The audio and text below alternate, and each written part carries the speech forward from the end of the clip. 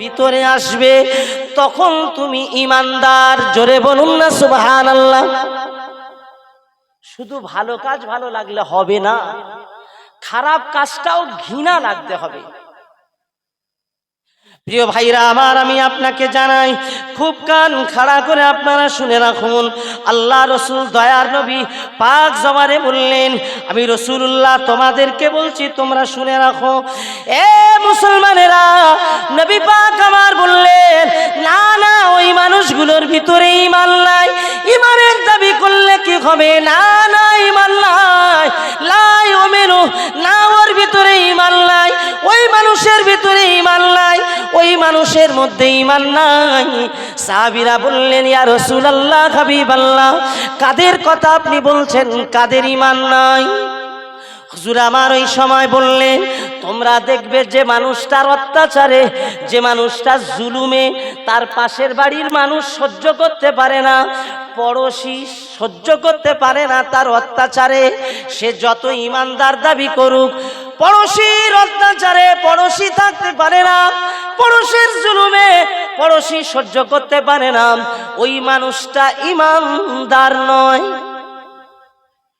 আশেপাশে বাড়ির লোক এমন আছে না, যে যার অত্যাচারে গ্রামে সহ্য করা সম্ভব হয় না।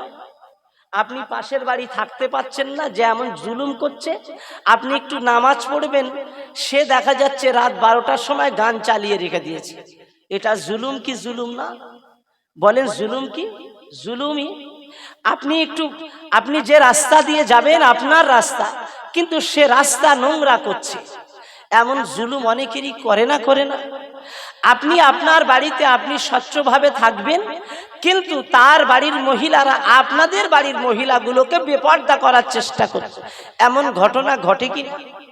আপনি আপনার মতো আপনি বাঁচবেন, আপনি আল্লাহর দ্বীন ও শরিয়াত নিয়ে থাকবেন, কিন্তু সে মদ খেয়ে এসে সে চেল্লাবেল্লি করছে, বউ পেটাচ্ছে, এমন ঘটনা ঘটে কিনা? এটা পড়োশির অত্যাচার কিনা? এটা পড়োশির অত্যাচার। নবী আমার বললেন, পড়োশির অত্যাচারে যদি পাশের মানুষ সহ্য করতে না পারে, তোমার অত্যাচারে যদি, তোমার জুলুমে যদি সহ্য না করতে পারে, তাহলে জানবে তোমার ঈমান নাই। হুজুর হাদিস শরীফে বললেন, নবী পাক আমার বললেন, যুবকেরা তুমি শুনে রাখো, এই মুসলমানের ছেলেরা, এই নবীর উম্মতেরা, কান খাড়া করে শুনে রাখো, মুসলমান মুসলমান দাবি করলে হবে না, মুসলমান মুসলমান দাবি করলে হবে না, হবে না। মুসলমান দাবি করার পিছনে কিছু কাজ তো আপনার রয়েছে। নবী আমার পাক জবানে বললেন, তোমার জবান এবং তোমার হাত থেকে যদি কোনো অন্য মুসলমান কষ্ট পায়, যদি তোমার জবান এবং তোমার হাত থেকে যদি অন্য মুসলমান কষ্ট পায়, তাহলে জানবে তুমি মুসলমান নয়, তোমার ঈমান নাই। তোমার হাত এবং তোমার জবান, তুমি কাউকে গালি দিলে কষ্ট লাগবে না, লাগবে না? কাউকে অন্যায়ভাবে গাল দিয়েছো, কাউকে অন্যায়ভাবে জুলুম করেছো, কাউকে অন্যায়ভাবে অত্যাচার করেছো, কষ্ট হবে কি হবে না? এই ঈমানদার না। এটা হাবিব বলেছেন, মশহুর হাদিস। আজ থেকে 2000 প্রায় 20 সম্ভবত হবে, 20 না হলেও 21 হবে। ইউটিউব দেখলে বোঝা যাবে, ইউটিউব দেখলে বোঝা যাবে। শুনছেন কথা? ইউটিউব দেখলে বোঝা যাবে। ইউটিউবাররা যারা এসেছো, আমার ভাইরা, আমার এই কথাটাকে আপনাদের বলছি, কাটছাট করলে হবে না, বিষয়টাকে বোঝাতে হবে। ইউটিউব দেখলে বোঝা যাবে কি 2000 সম্ভবত 21 হবে, 20 না হলে 21। আমার নামে এক ইউটিউবার, এক ইউটিউবার, সে আমার নামে এমন একটা ভিডিও তৈরি করেছে, যে ভিডিওটা অত্যন্ত ভাবে আমার হৃদয় আজও দেখলে আমার হৃদয়টা ফেটে যায়। আমি তাকে আবেদন করেছি যে ভাই, আমি তো এসবে দোষী না, কষ্ট আমার, এসবে আমি অন্যায় করিনি, তুমি আমার নামে এরকম করেছো কেন? তুমি তুলে নাও, দয়া করে তুলে নাও। তাছাড়াও এই ইউটিউবারের আবার একটা ইউনিটি আছে, তাদের আবার একজন লিডার আছে, সেই লিডারদের কাছেও আবেদন করেছি, তুলিনি। বিষয়টা কি বলেছে জানেন? আমার বড় ভাইজানের কথা বলছিলেন না, আমি বলছি জবান আর হাত দিয়ে যদি কষ্ট দেয় তাহলে কিন্তু সেই ঈমানদার নয়। এটা নবীর বক্তব্য। কার কথা? জোরে বলেন কার কথা? কথা বলে না, জোরে বলেন কার কথা? রাসূলের কথা। তো কথা হলো কি বলছে, আমি আমার বড় ভাইজান মারা গেলে বড় ভাইজানের যে সম্পত্তি সে পাওনা পাবে, সেই সম্পত্তির হক আমরা এতিমদের হকগুলো আমরা মেরে খেয়ে নিয়েছি, মানে আমি সব নিয়ে নিয়েছি, মানে আমাদের নাম। আহারে, এবং এতিম বাচ্চাদের উপরে অত্যাচার করি। হ্যাঁ, আমি আমার ভাবি আজও আছে, বাংলার মানুষকে কথা একটু না বললে হয় না, আমার ভাবি আজও আছে আলহামদুলিল্লাহ। 2018 থেকে নিয়ে পর্যন্ত আজও আছে। বাচ্চাগুলোকে আমি বুকে রেখে আজও নিয়ে চলছি। তো এই রকম বলেছে আমি এতিমদের মাল খেয়ে নিয়েছি, কিন্তু বড় ভাইজান মারা যাওয়ার 6 মাসের মধ্যে আমার আব্বা বড় ভাইজানের যে সম্পত্তি ভাগ পায় তার থেকে বেশি তার বাচ্চাদের নামে লিখে দিয়েছে। একবার বলবেন না আলহামদুলিল্লাহ? আমরা বলেছি আগে দাও, আগে দাও, অথচ ভাবেন তার লিখে দেওয়া হলো বাচ্চাদের নামে, অথচ আমার নামে বার হচ্ছে কি আমি এতিমের মাল সম্পদ কি করে খেয়েছি? হরণ করে খেয়েছি। আচ্ছা, এই যে কথাটা বললো ইউটিউবে, যে বলেছে ও কি ঠিক বললো? আমি ওকে দাওয়াত করেছি বাড়িতে যে ভাই যত টাকা লাগবে তুই আমার বাড়ি আয়, সব টাকা দেবো, সব টাকা দেবো, আয়। হ্যাঁ, তুই বাড়ি আয়, যেখানে যেখানে যেতে হবে। আর আমার ভাবির কাছ থেকে আমি কি ব্যবহার করি তাইবে ছেড়ে দিবি, বলে দেবে। আর বাচ্চাদের কাছ থেকেও একটা নিয়ে নিবি। তোরা কেন মিথ্যা এরকম ছড়াস রে ভাই? এ তো ঠিক না। এই অনেক ইউটিউবার এরকম মিথ্যা উল্টো পাল্টা দিয়ে ছাড়ে কি ছাড়ে না? যা ঘটেনি তার উল্টো দিচ্ছে, কি হয় না? এ খুব ভয়ানক একটা বিষয়। কিন্তু আমার কথা সে শুনলে বুঝতে পারবে, তাকে আমি বহুভাবে অনুরোধ করেছি। আচ্ছা বলেন, নবীর ওই হাদিস অনুসারে সে যা করলো ঠিক করলো, আমাকে কষ্ট দিল না? আমি মারা যাব যেদিন, আমার মারা যাওয়ার পরে লোক যখন ইউটিউব সার্চ করবে আমানুল্লাহ সাহেবকে ছিল ক্যানিংয়ে, তখন ওই ভিডিওটাও কিন্তু চলে আসবে। তখন বলবে আরে এ তো সে এতিমের মাল খেয়েছে। বলেন না নাউজুবিল্লাহ? লোক বলবে না? বলবে। তাহলে বলুন এটা কত বড় জুলুম, কত বড় পাপের কাজ। এবং তাদের যারা সেই ইউটিউবারদের যারা হুজুর আছে, সেই হুজুরদের কাছে আমি স্ক্রিনশট করে করে পাঠিয়েছি যে আপনারা দয়া করে এটা তুলতে বলুন। এই জুলুম যারা করে তারা আল্লাহর জান্নাতে যেতে কি পারে না কখনো। প্রিয় ভাইরা আমার, ইমানের দাবি করলে শুধু হবে না, ইমানের দাবি করলে শুধু হবে না, হবে না, হবে না। জেনে রাখুন, ইমানের দাবি করার আগে নবী পাক আমার বললেন তোমার হাত এবং জবান থেকে যেন কেউ না কষ্ট পায়। হাত এবং জবান থেকে কষ্ট পেলে হবে না। এ নবীর উম্মতেরা, কান খাড়া করে শুনে রাখো। আল্লাহ পাক সূরা হাসরের এই আয়াতে আল্লাহ পাক বললেন ইয়া আইয়ুহাল্লাযীনা আমানুত্তাকুল্লাহ, তোমরা আমাকে ভয় করো। আমি আল্লাহ, ইত্তাকুল্লাহ, আমাকে ভয় করো। ইত্তাকুল্লাহ এ কথাটা আল্লাহ পাক রব্বুল আলামিন কোরআনে 16 জায়গায় বলেছেন। ক জায়গায়?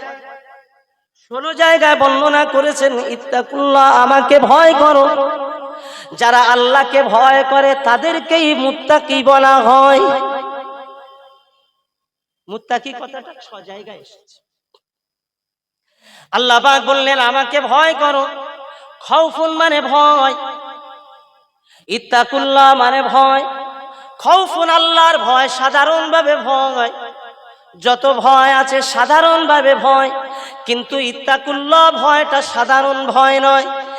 এমন ভয় তুমি করো, এমন ভয় তুমি করো, আল্লাহ আল্লাহ পাক সব তোমাকে দেখেন। আল্লাহ পাক সামিউম বাসির, আল্লাহ তোমার সব অবস্থা সম্পর্কে খবর রাখেন। তিনি শুনতে পান, তিনি দেখতে পান। আল্লাহ পাক তোমার সব কিছুকে লিপিবদ্ধ করছেন। আল্লাহ পাক ইকরা কিতাবাকা কাফা বিনাফসিকাল ইয়াউমা আলাইকা হাসিবা, আল্লাহ তোমার সব কিতাবে লিপিবদ্ধ করছেন কিয়ামতে দেখাবার জন্য। আল্লাহ পাক হাসরের ময়দানে কিতাব নিয়ে বলবেন পড়ো পড়ো, তুমি পড়ো, কি করেছো পড়ো, কি করেছো পড়ো, যা যা করেছো পড়ো। ও বেটা পড়তে চাইবে না, তুমি পড়ো, তোমাকে পড়তে হবে, আজ কোনো উপায় নাই, তোমাকে পড়তেই হবে। আমি আল্লাহ পাক তোমাকে পড়তে বলছি, পড়ো। ইকরা কিতাবাকা কাফা বিনাফসিকাল ইয়াউমা আলাইকা হাসিবা। আল্লাহ অন্য একটি জায়গায় বলেছেন, ফাআম্মা মান উতিয়া কিতাবাহু বিয়ামিনিহি ফায়াকুলু ইয়া লাইতানি লাম উতা কিতাবিয়া ওয়া লাম আদরি মা হিসাবিয়া ইয়া লাইতাহা কানাতিল কাজিয়া। আল্লাহ পাক রব্বুল আলামিন তার সব কিছুকে, কিতাবটাকে, আমলনামাকে তার সামনে দিয়ে দেওয়া হবে। সে বলবেন ফাআম্মা মান উতিয়া কিতাবাহু বিয়ামিনিহি, আমার সামনে যদি আমার আমলনামা না আনা হতো, আমার কিতাব না আনা হতো, কত না ভালো হতো। আমাকে যদি পড়তে না বলা হতো, কতই না ভালো হতো। সে বলবে, কিন্তু আল্লাহ সব পড়তে বলবেন। কি করেছো, যা যা করেছো। কোন দিন তুমি কলিকাতায় গিয়েছো দেখো, কোন দিন তুমি পার্কে গিয়েছো বলো, তুমি নিউ টাউনের পার্কে ঘুরেছো, তুমি কোন দিন কোন জায়গায় বেরিয়েছো, কোন দিন তুমি চিড়িয়াখানায় গিয়েছো, কোন দিন কোন মেলায় গিয়েছো, কোন দিন কোন গান বাজনার মজলিসে গিয়েছো, সব লেখা আছে দেখো। হে যুবক, এ মুসলমানের ছেলেরা, কান খাড়া করে শোনো।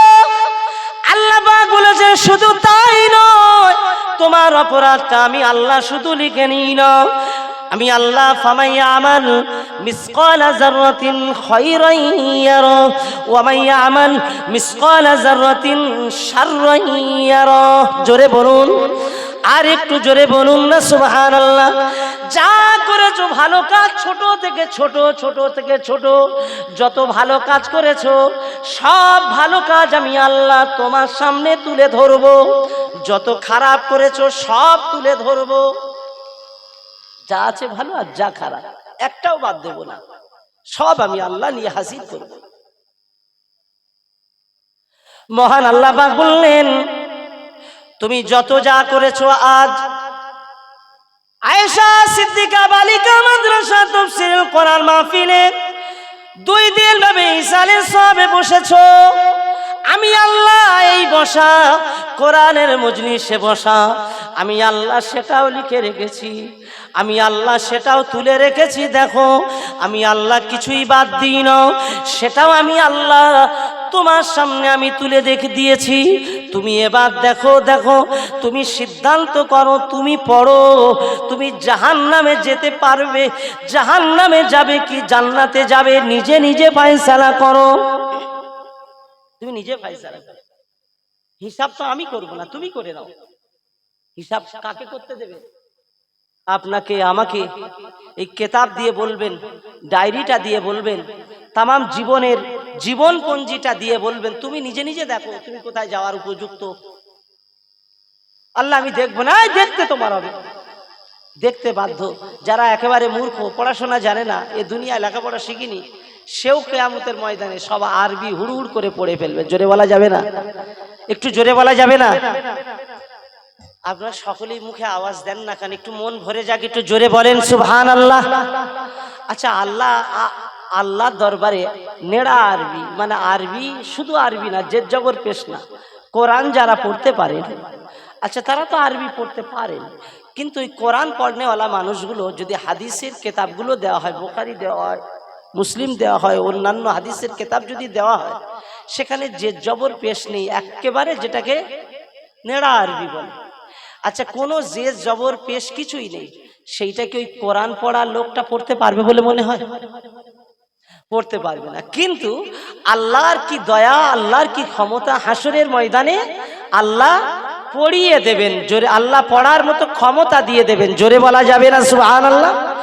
কিয়ামতের ময়দানে হাসরের মাঠে যদি আপনি আল্লাহর দরবারে পৃথিবীতে না পড়ে গিয়েও আল্লাহর দরবারে একেবারে নেড়া আরবিটা পড়ে দিতে পারবেন, জীবনের জীবনপঞ্জিটা পড়ে দেওয়ার ক্ষমতা যদি হয়, যে জীবনপঞ্জি লিখছেন ফেরেশতারা, আর আল্লাহ পাক এই লেখা, এই অক্ষর, এই আরবি, আল্লাহ যত ভাষা, আল্লাহ যত কিছু পৃথিবীতে দান করেছেন, যা কিছু আল্লাহ দিয়েছেন ভাষাপত্র, যিনি না আসলে আল্লাহ পাক দিতেন না, সেই প্রিয় রসুল সাল্লাল্লাহু আলাইহি ওয়াসাল্লাম আমার হুজুর এসেছেন।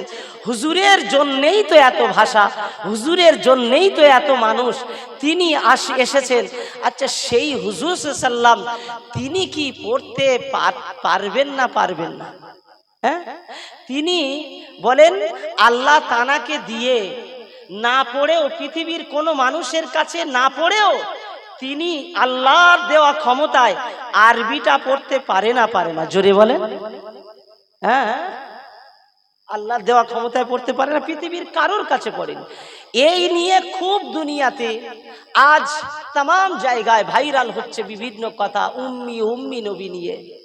আমি এই প্রসঙ্গ আজকে একটাও কথা নয়, শুধু প্রসঙ্গ কারণ এসেছে বলে একটুখানি বলছি।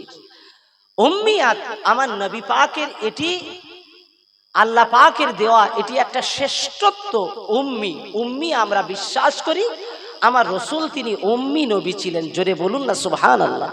তানার শ্রেষ্ঠত্ব হলো তিনি উম্মি অর্থাৎ तमाम তফসির কারকদের মধ্যে অসংখ্য তফসির কারকেরা এ কথা লিখেছেন, যে ইমাম কুরতুবী রহমাতুল্লাহ আলাইহি লিখেছেন যে উম্মি হলো আমার নবী পাক পৃথিবীতে কারোর কাছে না পড়ে আল্লাহ তাআলার শিক্ষক, তিনি না পড়েই তিনি পড়তে পারতেন, এটা তানার মুজিজা, জোরে বলা যাবে না, আর একটু জোরে বলুন। না পড়েও পড়তে পারতেন, এটা কি মুজিজা। মুজিজা কেমন, মুজিজাটা কেমন আপনাকে বলি। আল্লাহ পাক রব্বুল আলামিনের হাবিবকে বললেন, তুমি ইশারা করো চাঁদ দুটো হয়ে যাবে, ইকতারাবাতিস সাআহ, চাঁদ দুটো হয়ে যাবে, চাঁদ দুটুকরো হয়ে গেছে, এটা কি মুজিজা। আল্লাহ নবী, বিশ্ব নবী, দিন ও দুনিয়ার বাদশাহ হাবিবুল্লাহ জনাবে মুহাম্মদুর রাসূলুল্লাহ সাল্লাল্লাহু আলাইহি ওয়াসাল্লামকে 1 তারিখে হযরতে জাবের রাদিয়াল্লাহু তাআলা আনহু দাওয়াত করেছিলেন। হযরতে জাবের বলেছিলেন, ইয়া রাসূলুল্লাহ, হুজুর আমার বাড়িতে আপনার দাওয়াত থাকলো, আপনি আমার বাড়িতে যাবেন, দুপুরে খাবেন, আমি রান্নার ব্যবস্থা করছি।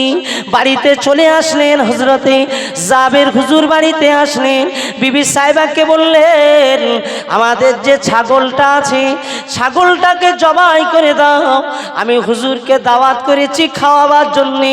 ছাগলটা জবাই করে দিলেন হযরতে জাবের, আর বিবি সাহেবাকে বললেন, ও বিবি সাহেবা, ছাগল জবাই হয়ে গিয়েছে, এবার তুমি সুন্দর করে ছাগলের গোশত নিয়ে ভুনা তৈরি করো, আর আমাদের জবের আটাগুলো নিয়ে তুমি রুটি বানাও।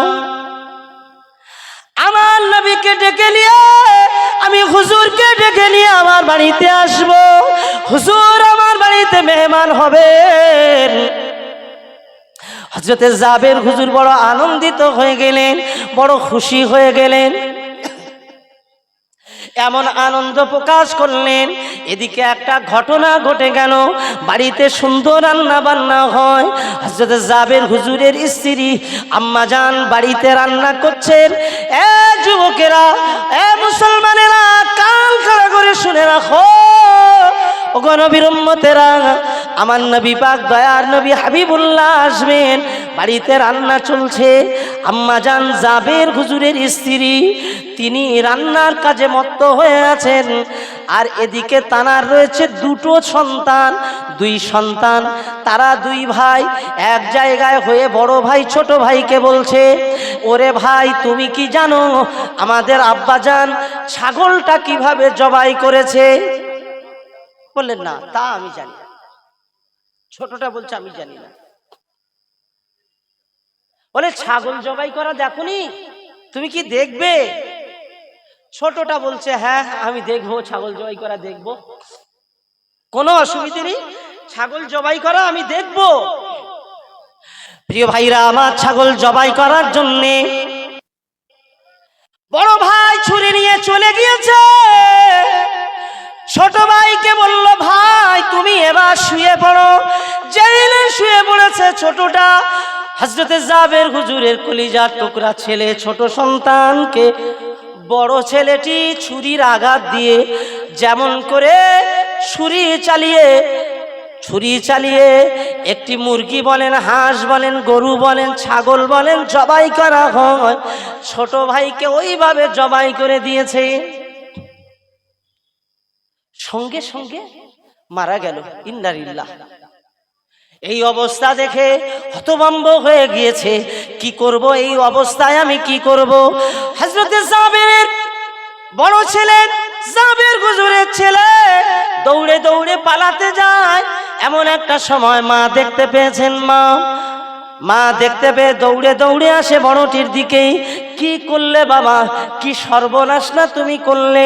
এমন একটা মুহূর্তে এমন ঘটনা ঘটে গেল, আমি কি করি? দৌড়ে দৌড়ে বড়টাকে ধরার জন্য পিছনে পিছনে ছুটেছেন।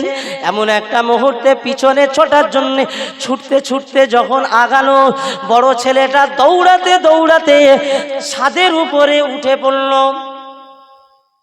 আর মা ছাদে, ছেলেটা ঝাঁপ দিয়েছে ছাদ থেকে, দুতলা ছাদ থেকে ঝাঁপ দিলেও বাঁচে, পড়েই মৃত্যুবরণ করে। ইন্নালিল্লাহ। হযরত জাবের রাদিয়াল্লাহু তাআলা আনহুর স্ত্রী সন্তান দুটোকে ধরে নিয়ে টানতে টানতে টানতে টানতে ঘরের ভিতরে নিয়ে আসলেন, চাপা দিলেন, কাপড় চাপা দিয়ে দিলেন। আল্লাহ নবী সাহাবী এতক্ষণ পর্যন্ত কিছুই জানেন না। বিবি সাহেবা ঘরে দুই সন্তানকে চাপা দিয়ে রান্নার কাজে মত্ত হয়ে পড়েছেন। বুকের উপরে পাথর চাপিয়ে দিয়ে, বুকের কষ্টটাকে চাপা দিয়ে খুশি মনে রান্না বান্না করেন। এই মুহূর্তটা খুশি হওয়ার নয়, কিন্তু খুশি কেন হলেন? খুশি হওয়ার পিছনে কারণ আছে, আমি আপনাকে কারণটা বলবো। আল্লাহ নবী সাহাবীও কেন খুশি হলেন? তিনি মনে মনে ভাবলেন, আজ আমার নবী আমার বাড়িতে মেহমান, আমার একজন ছেলে নয়, দুইজন ছেলে নয়, আমার নবীর জন্য যদি 100 ছেলে আমার রাসূলুল্লাহর কদমে কুরবান যদি হয়ে যায়, তাতে আমার কিছু যায় আসে না। আমার হুজুর যদি খুশি মনে আমার বাড়িতে খেয়ে যেতে পারেন, ওটাই আমার জন্য বড়। জোরে বলুন। হযরত জাবের হুজুরের স্ত্রী রান্নার কাজ সমাপ্ত করে ফেললেন। হুজুর আমার চলে আসলেন, মেহমানদারি করাতে হবে। জাবের হুজুর দৌড়ে দৌড়ে গিয়ে বাড়িতে আখিরি জামানার নবী, নূর নবী, আমার আপনার হুজুর জনাবে মুহাম্মদুর রাসূলুল্লাহ সাল্লাল্লাহু আলাইহি ওয়াসাল্লাম এসেছেন। এই মুসলমানের ছেলেরা, কান খাড়া করে তুমি শুনে রেখে দাও, নবী আমার এসেছেন। জাবের রাদিয়াল্লাহু তাআলা আনহুর বাড়িতে বসে আছেন, দস্তারখানা বিছানো হয়ে গেল, খাবারের প্লেট মজুদ হয়ে গিয়েছে, খাবার খাওয়াবেন। খাবারের প্লেট এসে গেল। আল্লাহ পাক রব্বুল আলামিন জিবরিলকে বললেন, জিবরিল যাও আমার হাবিবের দরবারে যাও, আমার হাবিব এখনই খাওয়া শুরু করবে, যাও এই মুহূর্তে চলে যাও। জিবরিল আমিন চলে আসলেন হুজুরের দরবারে, এসে বলেন, ইয়া রাসূলুল্লাহ, ইয়া হাবিবাল্লাহ, হুজুর আল্লাহ পাক জানিয়েছেন জাবেরের 2 সন্তানকে না নিয়ে যেন আপনি না খান, আপনি সাথে করে নিয়ে খান। আল্লাহ পাক বলেছেন তাদেরকে সাথে করে নিয়ে এক প্লেটে খেতে বলেছেন। নবী আমার জাবেরকে বললেন, জাবের, আল্লাহ পাকের ফেরেশতা জিবরিল আমিন এসেছেন। জিবরিল আমিন আমাকে বললেন তোমার 2টি সন্তান আছে, ডেকে নিয়ে এসো আমার সঙ্গে বসে খাওয়ানোর জন্য। হযরত জাবের হুজুর দৌড়ে দৌড়ে চলে গেলে, ও বিবি সাহেবা, ছেলে দুটো কোথায়, তাড়াতাড়ি করে ডাকো, বাড়িতে দেখছি না কেন এই রকম সময়। মনে হয় এদিক সেদিক গিয়েছে, হয়তো এদিক ওদিক যেতে পারে। রাসূলের সাহাবী হযরতে জাবের রাদিয়াল্লাহু তাআলা আনহু খোঁজাখুঁজি করছেন। ও আযান হচ্ছে, আল্লাহ।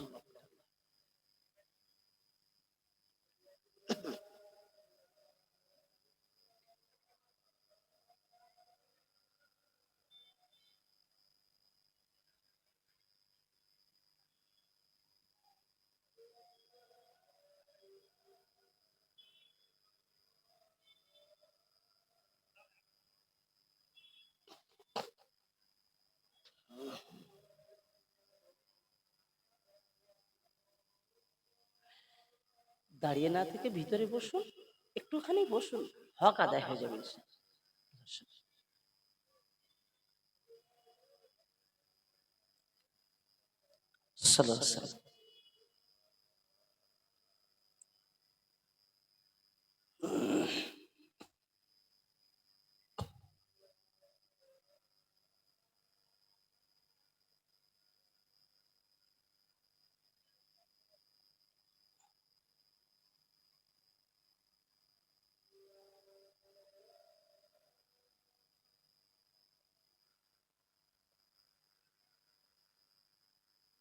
আল্লাহ,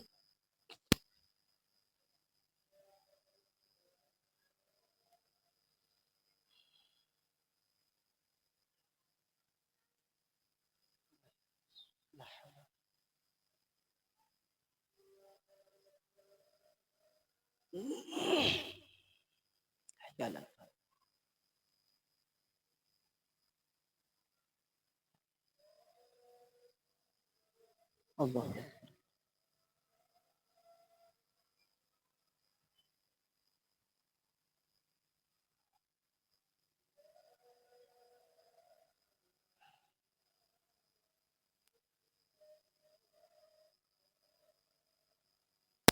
আল্লাহ।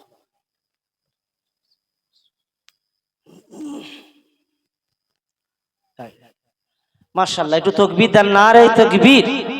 আর একটু মন খুলে আওয়াজে বলুন, নারে তাকবীর। আজ আমি রেখে এসেছি ইত্তাকুল্লাহ, ইয়া আইয়ুহাল্লাযীনা আমানুত্তাকুল্লাহ। ভুলিনি আমি, সময় কতক্ষণ আমি তা জানিনি, আলোচনা করছি। এই আলোচনা যে 2-3 ঘন্টা মিনিমাম হলে আলোচনার একটা পর্যায়ে হয়তো আল্লাহ কারে পৌঁছানো সম্ভব। তারপরেও আমি চেষ্টা করছি যতটা আপনাদের কাছে তুলে দেওয়া যায়।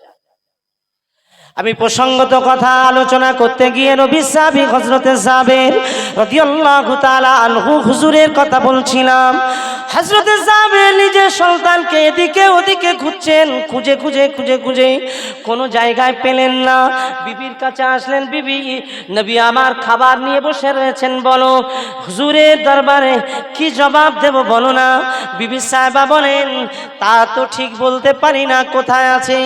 বারবার খোঁজাখুঁজি করার পরে বিবি সাহেবা বলছেন, স্বামী গো, বেয়াদবি নেবেন না। আপনার 2 সন্তান ঘরের ভিতরে আমি চাপা দিয়ে রেখেছি, আপনি আসুন। একটা করে সব ঘটনা শুনিয়ে দিলেন। ও আমার স্বামী, আপনাকে এতক্ষণ আমি কেন শোনাইনি জানেন? আপনার মনটা খারাপ হয়ে যাবে। আর এই খবর যদি আমার নবী পাক জানতে পারেন, না জানি আমার রাসূল জানার পরে মনটা খারাপ হয়ে যাবে। আমাদের বাড়ি এসেছেন, আমার রাসূল না খেয়ে চলে যাবেন, সেই জন্য আমি গোপন করেছি, যাতে করে আমার প্রিয় নবী খেয়ে যান। আল্লাহর হাবিব যদি খেতে খান, তাহলে আমার সন্তানের থেকে আমার বাচ্চার তুলনায় আমার নবীর খাওয়াটা আমার কাছে বড় হয়ে যাবে। জোরে বলুন, আরো একবার জোরে বলুন সুবহানাল্লাহ। আল্লাহর হাবিবকে খাওয়াতে পারলাম, আল্লাহর হাবিবকে একটু আনন্দ দিতে পারলাম, আমার নবীকে একটু শান্তি দিতে পারলাম, এই জন্য আমি গোপন করেছি। হযরত জাবের রাদিয়াল্লাহু তাআলা আনহু দৌড়ে দৌড়ে প্রিয় নবীর দরবারে চলে গেলেন। ইয়া রাসূলুল্লাহ, ইয়া হাবিবাল্লাহ, বিষয়টা এমন, আমার বিবি সাহেবা গোপন করেছিলেন। ইয়া রাসূলুল্লাহ, আমাদের ঘরে শোয়ানো আছে 2 বাচ্চা, তারা দুজনেই মৃত্যুবরণ করেছে। হুজুর, ব্যাপারটা আমার কিছু বলার নাই, বেয়াদবি নেবেন না, আপনি খাবার খেয়ে নিন। হুজুর আমার ওই সময় বললেন, না না, আল্লাহ আমাকে বলেছেন জাবেরের 2টো ছেলেকে ডেকে নিয়ে খাওয়ার জন্যে। তাই আমার নবী, দয়ার নবী উঠে পড়লেন, উঠে পড়ে জাবেরের ঘরের ভিতরে চলে গেলেন, গিয়ে ডাক দিলেন, এ জাবেরের ছেলে, 2 সন্তান, এই মুহূর্তে আমি রাসূলুল্লাহ তোদেরকে বলছি, তোরা উঠে পড়, এই মুহূর্তে উঠে আমার সামনে দাঁড়া। এক মুহূর্তে বলতে না বলতে নবীর সাহাবী জাবের হুজুরের 2 ছেলে জিন্দা হয়ে নবীর সামনে দাঁড়িয়ে পড়েছে। জিন্দা করার ক্ষমতা কার? কিন্তু ডাকলেন কে? নবী। জিন্দা হয়ে গেল 2টি ছেলে। এটি ছিল নবী পাকের মুজিজা। তো আল্লাহর হাবিব পৃথিবীর কারোর কাছে পড়েননি, না পড়েও তিনি লিখতে পারতেন, না পড়েও পৃথিবীর কোন শিক্ষকের কাছে না পড়েও, ও আল্লামাকা মা লাম তাকুন তাআলাম, আল্লাহ বললেন যা জ্ঞান, যতটা প্রয়োজন সব কিছু আমি তোমাকে দিয়েছি, আগে পরে একেবারে শুরু থেকে নিয়ে শেষ পর্যন্ত আমি আল্লাহ জ্ঞান তোমাকে দিয়েছি। জোরে বলা যাবে না সুবহানাল্লাহ? জি, পৃথিবীতে অনেকজন অনেক কথা বলবে, আমাদের আকীদা এবং বিশ্বাস, নবীকে উম্মি বলতে গিয়ে কেউ বলছেন মাথা মোটা, একবার বলা যাবে না নাউজুবিল্লাহ? যা পারে বলে বলুক, আমরা এসব কথা থেকে এড়িয়ে যাই। আমরা আমার রসুলকে আমরা বুঝি তিনি উম্মি, তানার একটা ইজ্জত সম্মান আল্লাহ তাকে দান করেছেন, তিনি পৃথিবীর কারোর কাছে পড়েননি, আল্লাহ তানার শিক্ষক ছিলেন। জোরে বলা যাবে না সুবহানাল্লাহ? কথা কি প্রসঙ্গেতে এই কথা এলাম, যে কিয়ামতে আমরা না জানতেও পড়ে ফেলবো, আরবি না জানতেও পড়ে ফেলবো, এই কথা বলছিলাম না? জি, আল্লাহ পাক বলবেন, আল্লাহ পাকই বললেন, ইয়া আইয়ুহাল্লাযীনা আমানুত্তাকুল্লাহ, আমি আল্লাহ আমাকে ভয় করো, আমি আল্লাহ আমাকে ভয় করো। কেমন? ইত্তাকুল্লাহ, শুধু ভয় নয়, এমন ভয় তুমি করো, এমন ভয় যে ভয়টা হলো জীবনে যে নোংরাগুলো তুমি করছো, ওই নোংরা থেকে ফিরে চলে আসো। জীবনের মতো ফিরে যদি চলে আসতে পারো, জীবনের মতো ঘৃণা করে যদি ফিরে আসতে পারো, এরই নাম হলো ইত্তাকুল্লাহ। আর ওই নোংরামিতে যাবে না, আর ওই পাপের কাজে যাবে না, এই পাপ থেকে যদি ঘৃণা ভরে ফিরে আসতে পারো, এরই নাম হলো ইত্তাকুল্লাহ। আল্লাহ পাক আমাদেরকে সকল পাপ থেকে ফিরিয়ে দিক, বলুন আমিন। কিন্তু একটা হাদিস আপনাকে শোনাই, ইত্তাকুল্লাহ আমাদের ভিতরে তৈরি করতে হবে। আল্লাহ বললেন, বান্দা তুমি মনে রাখো, ইত্তাকুল্লাহ, আল্লাহকে ওই রকম তুমি ভয় করো, জীবনের মতো ঘৃণা করে তুমি চলে আসো। নবী আমার দিন দুনিয়ার বাদশা বললেন, জামানা যুগ এমন হবে, মানুষ জেনা করবে, মানুষ জেনা করবে, একদল মানুষ জেনা করবে, আর একদল মানুষ বসে বসে জেনা করাটা দেখবে, বলুন নাউজুবিল্লাহ। জেনা করবে, আর একদল মানুষ জেনা করা দেখবে।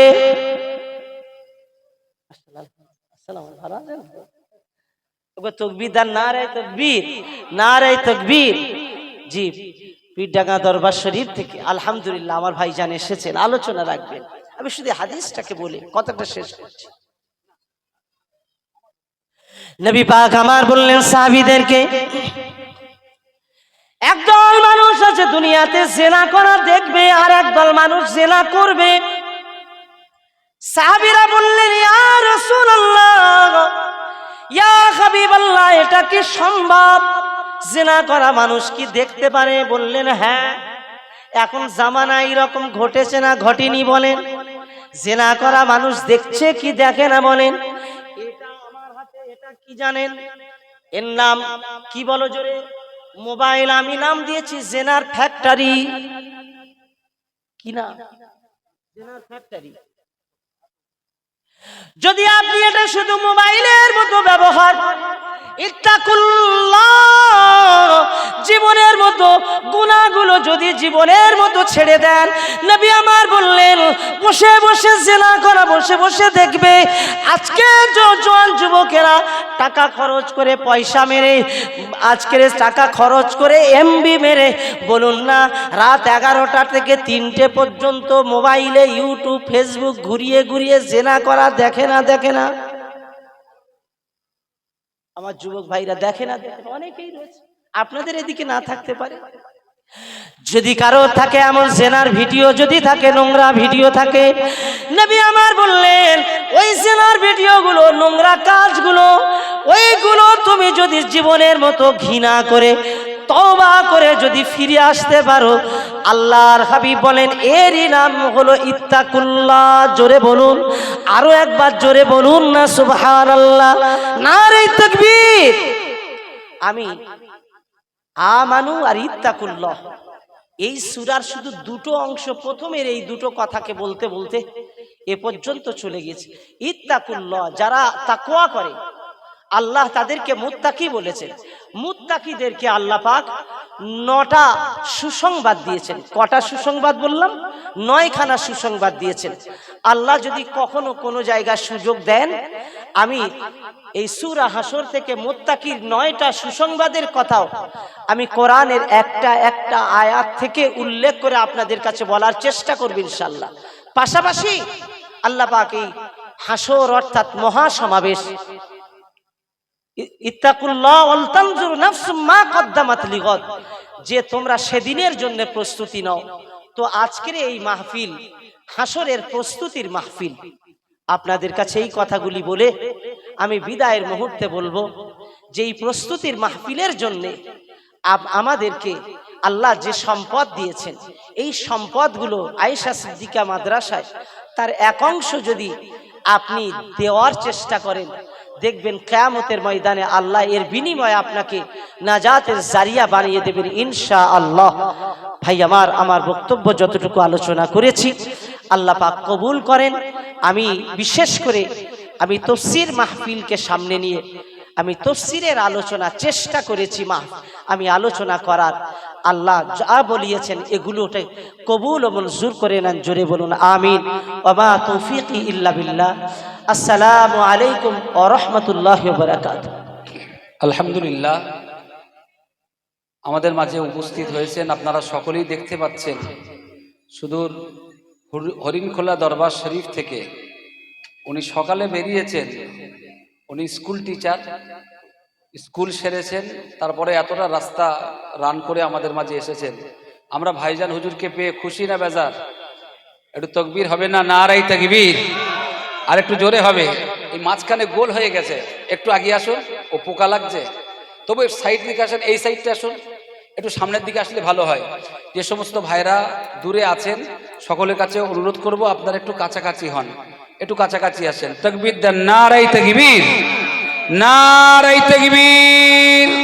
সিলসিলায়ে হক মুজাদ্দিদুজ জামান আয়েশা সিদ্দিকা বালিকা মাদ্রাসা ঐতিহ্যবাহী তাফসীরুল কোরআন ও ওয়াজ মাহফিল, নারায়ে তাকবীর। ভাইজান হুজুর কিবলা, ভাইজান হুজুর কিবলা, নারায়ে তাকবীর। আপনারা সকলেই চেনেন, তাকে মহব্বত করেন। অনেকে হয়তো সরাসরি হুজুরকে না পেলেও মোবাইলে বা মিডিয়ার মাধ্যমেও তার নসিহত বা বায়ান শুনে থাকেন। সুদূর পীরনগর দরবার শরীফ থেকে, হরিণখোলা দরবার শরীফ থেকে পীরজাদা হযরত মাওলানা মুহিবুল্লাহ হুসাইনি ভাইজান হুজুর কিবলা এখন তাশরীফ আনছেন। আয়েশা সিদ্দিকা বালিকা মাদ্রাসার পক্ষ থেকে আমরা ওনাকে স্বাগত জানাচ্ছি। আমরা দোয়া চাই আল্লাহ হুজুরের হায়াতে তৈয়্যেবা দিন এবং সুস্থভাবে